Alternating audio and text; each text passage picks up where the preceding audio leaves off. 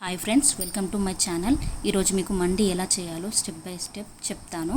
ఒక బౌల్లో చికెన్ వేసుకోండి. తర్వాత అందులో కొంచెం అల్లం పేస్ట్, కారం, గరం మసాలా, ధనియాల పొడి, సాల్ట్, పసుపు, 2 స్పూన్స్ కార్న్ఫ్లోర్ వేసుకోండి. మంచిగా క్రిస్పీగా వస్తాయి. శనగపిండి, పెరుగు వేసి బాగా మిక్స్ చేయండి. 1 అవర్ పక్కకు పెట్టండి. లేకపోతే ఫ్రిడ్జ్లో కూడా పెట్టుకోవచ్చు. మంచిగా చికెన్ మసాలా అంతా చికెన్కి పడుతుంది.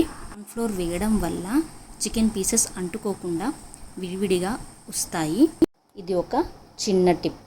తర్వాత బాండీలో ఆయిల్ పోసుకోండి. అది బాయిల్ అయిన తర్వాత ఒక్కొక్క పీస్ వేసి డీప్ ఫ్రై చేయండి. మరోవైపు గిన్నెలో వాటర్ పోసుకొని అందులో పచ్చిమిర్చి, ఆయిల్, పుదీనా, కొత్తిమీర, garam masala, salt, fried onions వేసి ఒక్కసారి మిక్స్ చేసి స్టవ్ పై పెట్టండి. మరో బాండీలో టమాటా, కొత్తిమీర, పుదీనా, పచ్చిమిర్చి, క్యారెట్ వేయండి.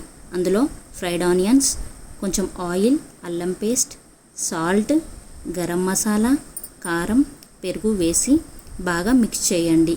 ఇది కూడా పెట్టండి. ఇందులో బాయిలింగ్ వాటర్ పోయండి. బాగా మిక్స్ చేయండి. కొంచెం మగ్గనివ్వండి.